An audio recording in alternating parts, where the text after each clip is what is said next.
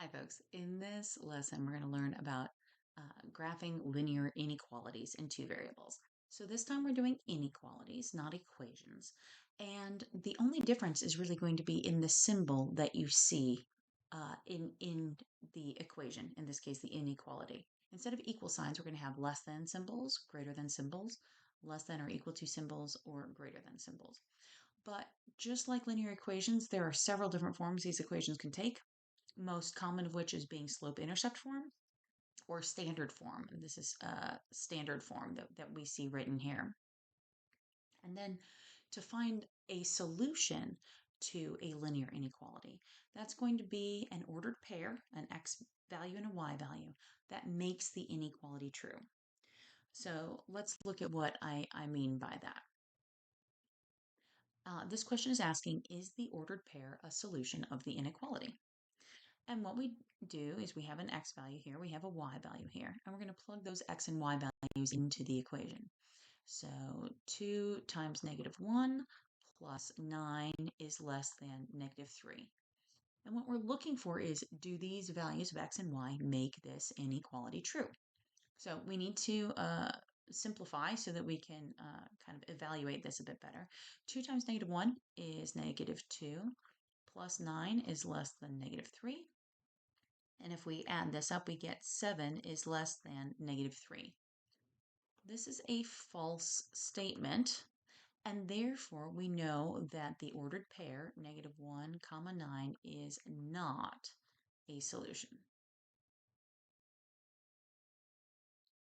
Okay. Let's look at another example. Here we have 2 and is our x value and -2 is our y value. And if we plug these values in, 2 for x, -2 for y, we want to see if this inequality is true. -3 times -2 is +6. And so we end up with 8 is greater than or equal to 8. This is a true statement. Therefore, 2, -2 is a solution.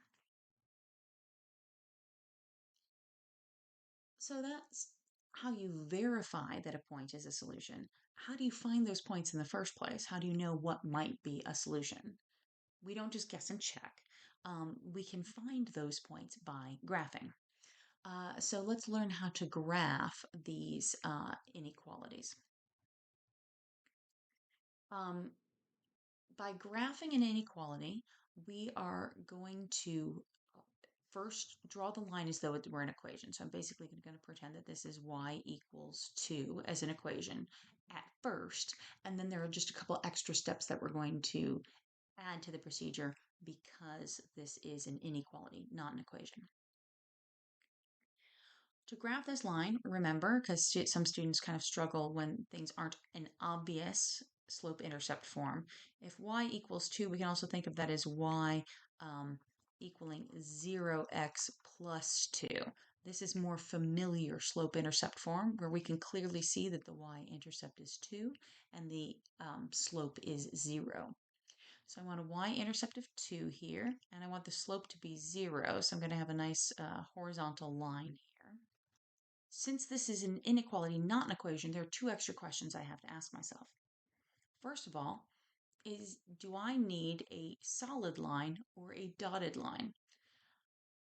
We are going to use solid lines and dotted lines much like we used open circles and closed circles before when we did inequalities on a number line. If you just have a less than or greater than symbol, you're going to use a dotted line because any points on the line are not included in the solution. If you have a less than or equal to or greater than or equal to inequality symbol, then you'll use a solid line because any points on the line are included in the solution set for the inequality.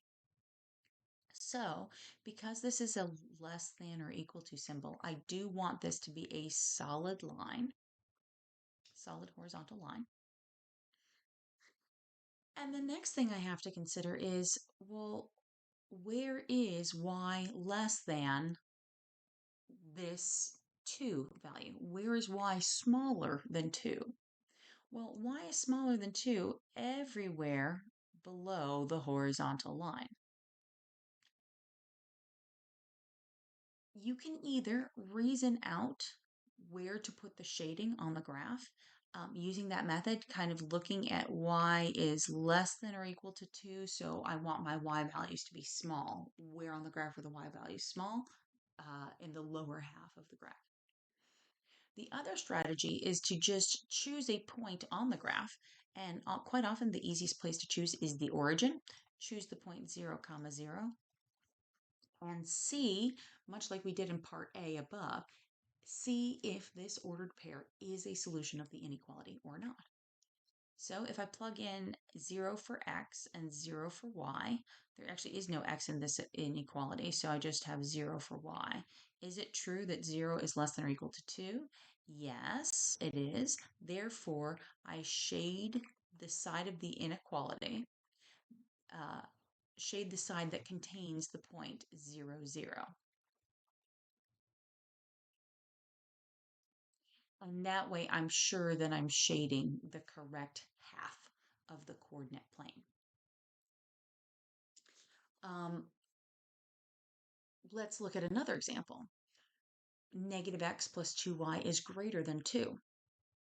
If I want to graph this like I would graph an equation, it would help for this to be in slope-intercept form. So I'm going to rearrange this a bit so I get y all by itself on one side of the equation. 2y is greater than 2 plus x. And then I have to divide both sides by 2 to make the 2 disappear to have y all by itself. And when I divide an addition or subtraction problem by a value like 2, it's important to do the distributive property to all the terms in the addition or subtraction problem. So 2 divided by 2 is 1, but x divided by 2 is just 1/2 of x. This is now written in slope-intercept form. So I can find my y-intercept and then think about my slope. When I go up 1, I go right 2, up 1, right 2, and now I'm off the page. I could also go down 1, left 2, and continue the line in that direction. Now, I want to draw a straight line like this, but remember that we need to consider, is this slope, is this line going to be a solid line or a dotted line? And here, our inequality is just greater than. It's not greater than or equal to. Therefore, any points on the line are not included in the solution set. And I represent that by doing a dotted line here. So I have drawn my line, and I've remembered whether I need to do it dotted or solid based off of the inequality symbol. And the last step is to decide which side of the graph to shade, which half plane to shade. I'm going to go ahead and do a test point. I'm going to test the point 0, 0. And if I plug 0 in for y, and if I plug in 0 for x, I get 0 is greater than 1 plus 0, or 0 is greater than 1. This is a false statement, so I do not shade the side that has the point 0, 0 in it. Don't shade the side that has 0, 0 in it. Shade the other side. So I'm going to shade the top part of this graph. And really that makes sense given the inequality symbol here. Y is greater than 1 plus 1/2 x. So it makes sense that I'm shading the region where the y values get bigger. Let's look at a kind of a real world example here, going grocery shopping. Let's say you can spend at most $10 on grapes and apples for a fruit salad. Grapes cost $2.50 per pound, apples cost $1 per pound, write and graph an inequality that represents this scenario. I do specifically want to know how many pounds of grapes and apples I can buy. So I'm going to go ahead and call the weight of grapes, I'll call that X, and I'll call the weight of apples my Y value. And that way I can talk about my kind of two different variables that I have here. Now, because I have two different items, each with their own rate, this is when standard form would work well in this scenario. So I've got two items, grapes and apples. Each one has their own rate, their own price. And so I'm going to have my $2.50 per pound times the number of pounds of grapes that I buy, plus that $1 per pound times the number of pounds of apples that I buy is going to be less than or equal to that total amount that I can spend, that $10.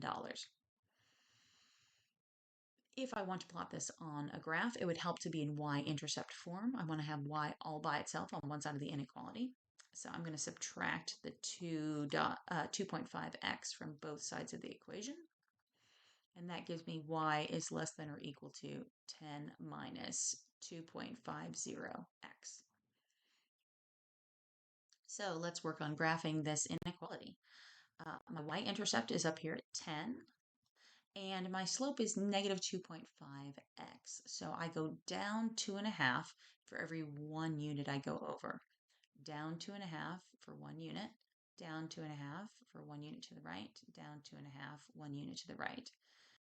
Try to draw a nice straight line here. Okay. Now I drew a solid line just because it's easier to draw a solid line, but it is appropriate for this situation because my inequality is less than or equal to.